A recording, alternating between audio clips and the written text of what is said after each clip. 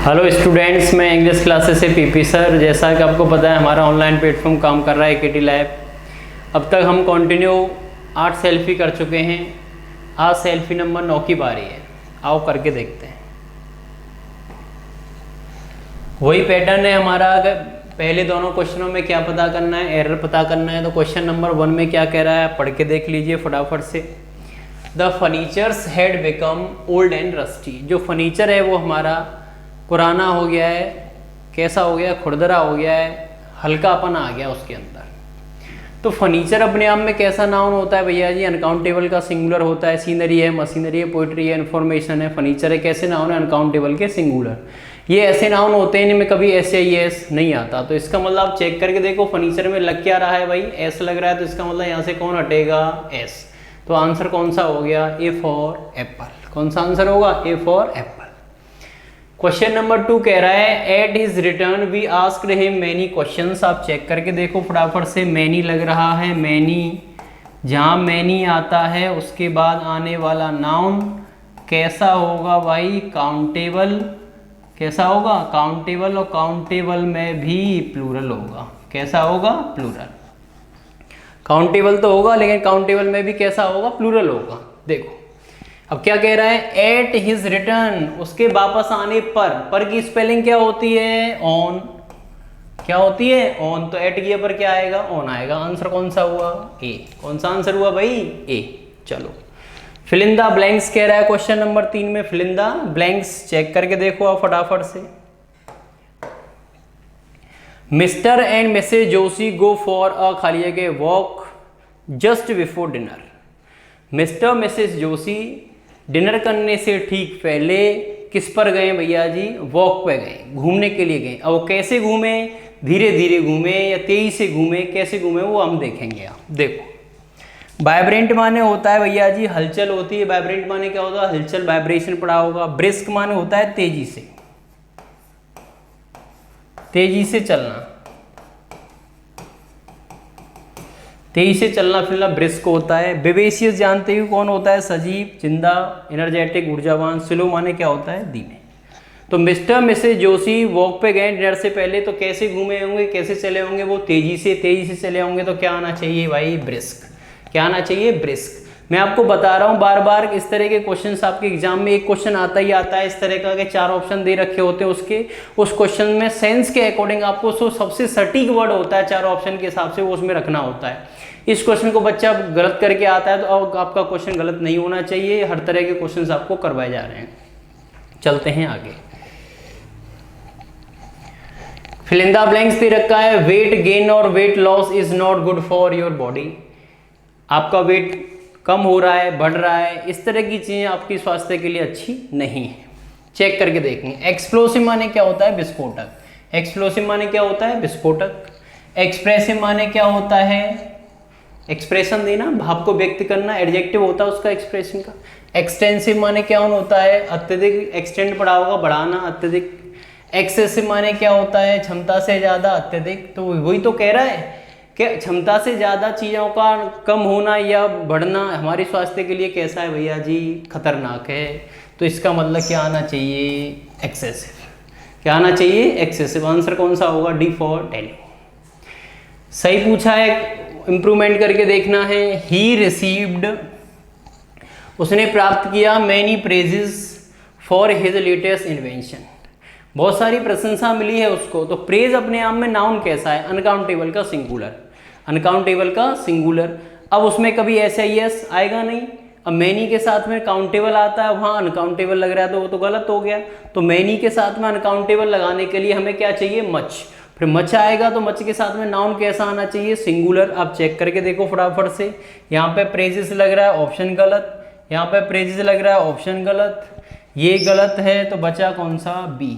अब मच के साथ आने वाला हर कोई नाउन कैसा होता है? अनकाउंटेबल का सिंगुलर। तो मच के साथ आने वाला हर कोई नाउन अनकाउंटेबल, यूएनसी लिख दे रहा हूं। अनकाउंटेबल का कैसा होगा? बोलो? सिंगुलर। कैसा होगा? सिंगुलर। क्लियर? चलो। The advancements is medical science has proved to be a boon for all of अस।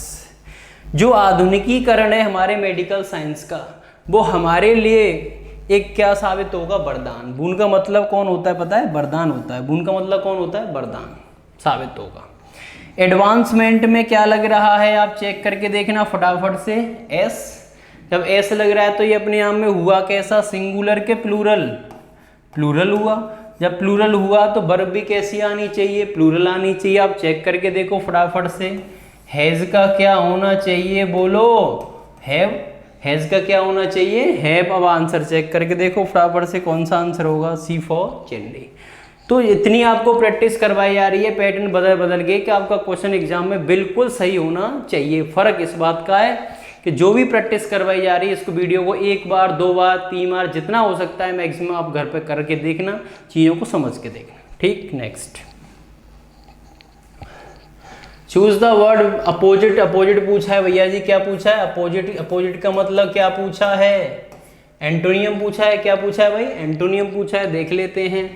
थ्रूली, थ्रूली का मतलब कौन होता है, पूर्ण तरीके से, जिसको पूरी की पूरी जानकारी है किसी भी चीज़ के बारे में, वो कैसा है, थ्रूली पर्सन है। पूरी जानकारी रखने वाला व्यक्ति है थ्रूली, पूर्ण तरीके से। और जिसको आधी अधूरी जानकारी होती है वो कौन होता है, सुपरफिशियली। तो आंसर कौन सा होगा, ए। जिसको पूरी जानकारी होती है थ्रूली होता है, जिसको आधी अधूरी जानकारी होती है सुपरफिशियल। सुपरफिशियल पढ़ा हुआ ऊपरी हिस्सा, ऊपरी ज्ञान केवल। केयरफुली सावधानी पूर्वक होता है, केयरफुली कौन होता है, सावधानी पूर्वक। फ्रीली माने कौन होता है, स्वतंत्र तरीके से। कॉलसली माने कौन होता है, कठोर तरीके से। कॉलसली माने कौन होता है, कठोर तरीके से। तो आंसर कौन सा हुआ इसका, ए।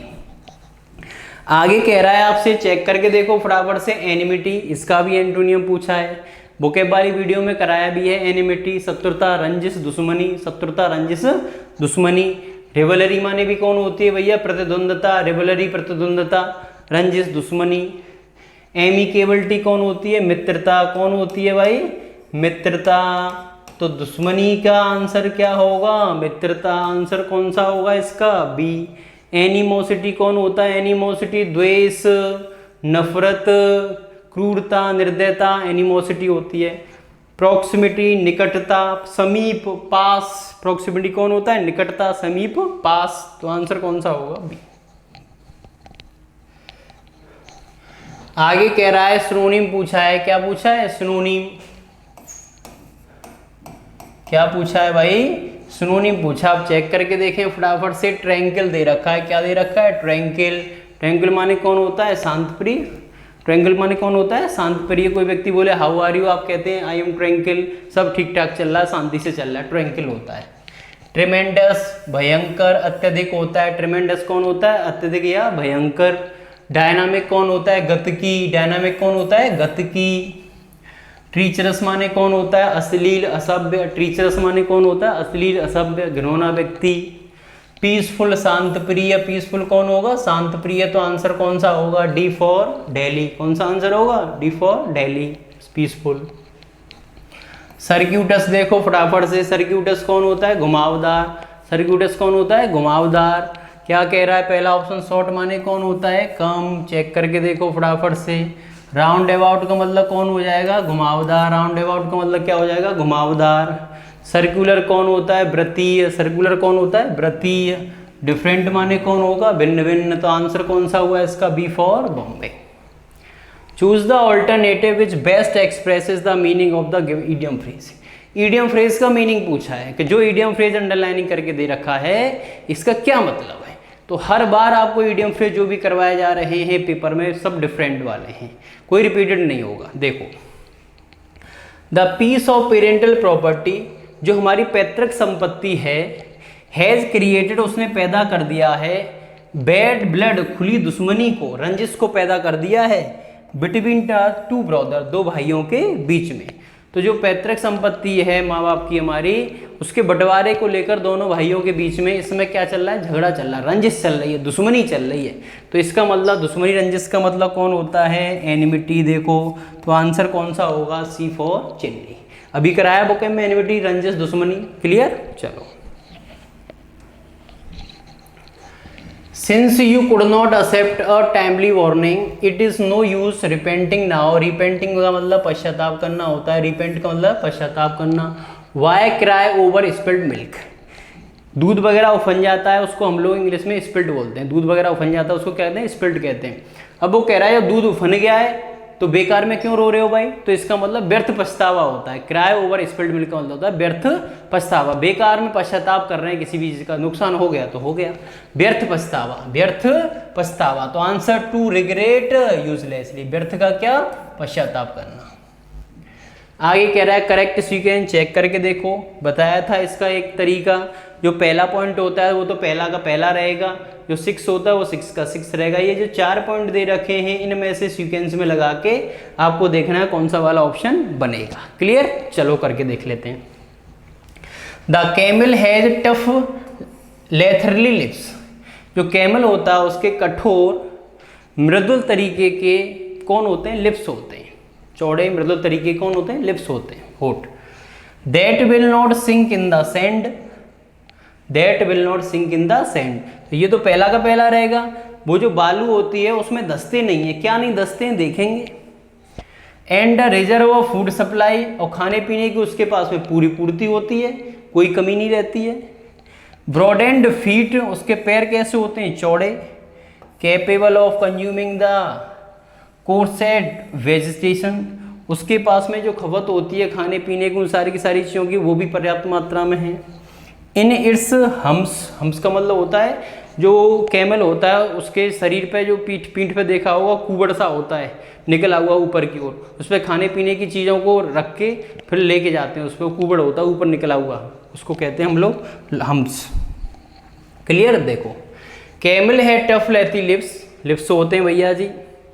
फिर क्या कह रहा है, वो कैपेबल होता है, सक्षम होता है इन सारी की सारी खाने पीने की चीज़ों को खपत करने के लिए, ठीक है। उसके बड़े चौड़े क्या होते हैं, पैर होते हैं भैया जी। That will not sink in the sand, उन पैरों से वो किस में नहीं जाता भैया जी, रेगिस्तान में जो होता है, रेगिस्तान में उसमें मिट्टी वगैरह धूल वगैरह जो होती है उसमें उसके पैर धंसते नहीं है, क्योंकि उसके पैर कैसे होते हैं, चौड़े होते हैं। तो इसका मतलब ये हुआ ब्रॉड एंड फीट के बाद में पैर चौड़े होते हैं। दैट विल नॉट, जो ब्रॉड एंड फीट के लिए तो कौन आया, दैट। आर के बाद में क्या आना चाहिए, पी, आर के बाद क्या आना चाहिए, पी, और सैंडने की शुरुआत किससे होगी, एस से, तो एस आर पी। आंसर कौन सा होगा, ए। कौन सा होगा, ए। चलो, determination in the blood is a potential diagnostic tool for ferritin level for the evolution of iron deficiency, anemia and iron toxicity। देखो ये तो पहला का पहला रहेगा, क्लियर। ये 6 का 6 रहेगा, इसके बीच में लगाना है। डिटर्मिनेशन अपने आप में एक नाउन है, क्या है, नाउन। तो कह रहा है डिटर्मिनेशन दृढ़ निश्चय किसका, काकी के साउंड के लिए हम लोग क्या लगाते हैं, ऑफ। क्या लगाते हैं भाई, ऑफ लगाते हैं। चेक करके देखो ऑफ सबसे पहले किस में आ रहा है, आप चेक करके देखें फटाफट से, ये रहा। तो इसका मतलब आर से शुरुआत होगी। आर से शुरुआत किस किस में हो रही है, इसमें ये गलत हो गया, ये गलत हो गया, या तो डी में आ रहा है या ए में आ रहा है। अब आर के बाद दोनों में पी आ रहा है तो पी जोड़ दो। Determination of the protein level in the blood, खून में, तो आरपी हो गया। अब भैया जी खून में चेक करके देखो, अब ये अपने आप में कौन हो गया, सब्जेक्ट हो गया। सब्जेक्ट के बाद में क्या आनी चाहिए, वर्ब। वर्ब किस में आ रही है, चेक करके देखो, क्यू में। और वर्ब आनी भी कैसी चाहिए, सिंगुलर, क्योंकि दृढ़ निश्चय के बारे में बात चल रही है। तो इसका मतलब क्या आना चाहिए, क्यू। तो पहले आर, पी और क्यू, वहां आ रहा है एस, पहले आना चाहिए क्यू। तो आंसर कौन सा होगा, ए। आंसर कौन सा होगा, ए। ऐसे ही हर पेपर सेट में आपको प्रैक्टिस के तौर पे 2-2 एक PQRS मिलेगा, क्योंकि किसी भी चीज़ में कंप्रोमाइज हो सकता है, लेकिन PQRS पेपर में आता ही आता है। तो इसकी बैक टू बैक आपको क्या करनी है, प्रैक्टिस करनी है, सीखना है, क्वेश्चन करके आना है एग्जाम में, बिल्कुल सही। आगे कह रहा है करेक्ट मीनिंग बताना है, 4 ऑप्शन दे रखे हैं, करेक्ट बताना है। ACCESSIBILITY, ACCESSIBILITY, असेसिबिलिटी, पहुँच, जहाँ तक पहुँचना संभव होता है उसको क्या कहते हैं, असेसिबिलिटी कहते हैं, पहुँचने योग्य, संभवतः। चेक करके देखो, ACCESSIBILITY, क्लियर है। चलो, पैसिव बताना है भैया जी। वी सब्जेक्ट हो गया, ये वर्ब हो गई, ये ऑब्जेक्ट हो गया, ये अदर वर्ड हो गए।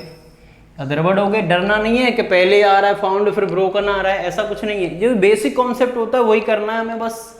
सब्जेक्ट के बाद वर्ब की कौन सी फॉर्म लग रही है, सेकंड फॉर्म, तो जहाँ पे वाज या वर आएगा वही उसका क्या होगा, आंसर होगा। आप चेक करके देखो फटाफट से। यहाँ ब्रोकन का ब्रेकिंग दे दिया है, गलत। यहाँ पे चेक करके देखो फटाफट से, ब्रोकन को पहले दे दिया लेकिन मेन वर्ब तो फाउंड है, गलत। यहाँ ब्रोकन से पहले आर्टिकल द लग रहा है, गलत। बचा कौन सा, बी। तो ये जो ऑब्जेक्ट था इसको हम लोग आगे ले आए, वॉज लगा दिया, वर्ब की थर्ड फॉर्म लगा दी, बाई, वी का अस, और ये जो अदर वर्ड थे इनको यहाँ लिख दिया। क्लियर है? चलो फाइंड आउट वन वर्ड बताना है। To be dogmatic in one's opinion, एक ऐसा बंदा जो बहुत ज़्यादा अपने आप में कट्टर होता है अपने विचारों को लेकर, बहुत ज़्यादा कट्टर होता है अपने विचारों को लेकर। कौन होता है भैया? ओपिनियटेड, विचारवादी, जो अपने विचारों को लेकर बहुत ज़्यादा कट्टर होता है, विचारवादी। प्लेंटिव, दुखदापूर्ण, प्लेंटिव कौन होता है? दुखदापूर्ण, दुखदापूर्ण, प्लेंटिव। अनडाउटेबल, निसंदेह, अनडाउटेबल, निसंदेह। सेक्युलर कौन होता है? धर्म निरपेक्ष, सेक्युलर कौन होता है? धर्म निरपेक्ष। तो आंसर कौन सा होगा? B for Bombay.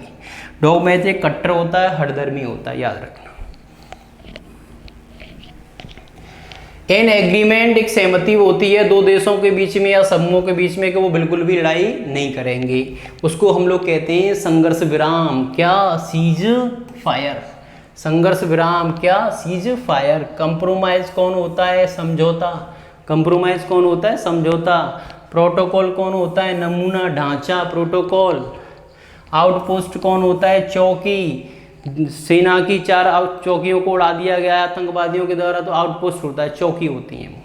चलो गलत मीनिंग बताना है भैया जी। लिटरेचर, साहित्य होता है, बिल्कुल सही है। लिटरल, बिल्कुल सही है। शाब्दिक होता है, लिटरल कौन होता है? शाब्दिक। लिटरेसी, LITERACY,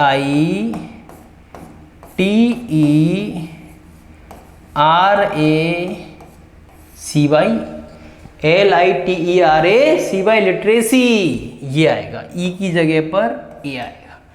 क्लियर है? क्लियर है भाई? तो आंसर कौन सा हुआ इसका? सी। लिटरेरी, ये बिल्कुल सही मीनिंग है। साहित्यिक होता है इसका मतलब, कौन होता है? साहित्यिक। कौन होता है? साहित्यिक। क्लियर? चलो find out noun to the given verb narrate. Narrate दे रखी है, क्या दे रखी है? नरेट। ये वर्ब दे रखी है, इसका क्या पूछा है तुमसे? नाउन पूछा है।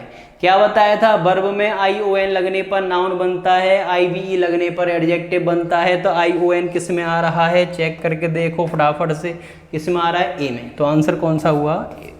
ए। क्लियर? चलो पैसेज करके देखते हैं। पैसेज का वही फंडा है जो मैंने आपको बताया है, आप बिल्कुल भी गलती न करें पैसेज करने के लिए। पैसेज के पहले क्वेश्चंस को पढ़ेंगे आप, जो क्वेश्चन दे रखा है उसमें मेन वर्ड कौन है, रूट वर्ड कौन है, उनको देखेंगे। उसके बाद वो वर्ड पैसेज में किस लाइन में आ रहे हैं उनको देखेंगे। उस वाली लाइन को किससे मैच कराएंगे? ऑप्शन से। जिस ऑप्शन से मैच करेगी वही उसका आंसर है। करके देख लेते हैं भाई। चलो the stone age was divided into, जो पाषाण काल का युग है उसको विभाजित कर दिया गया था कितने हिस्सों में? देखेंगे। देखो भाई, this period was divided into, divide हुआ था कितनी चीजों में? Palaeolithic, Mesolithic and मियोलिथिक। कितनी चीजें हो गई? बोलो। 3 चीजें। कितनी हो गई? 3। ऑप्शन चेक करो, ये पूछ रहा है स्टोन एज को कितनी चीजों में डिवाइड किया गया था? 3 चीजों में डिवाइड किया गया था। चेक करके देखो आंसर कौन सा होगा? सी।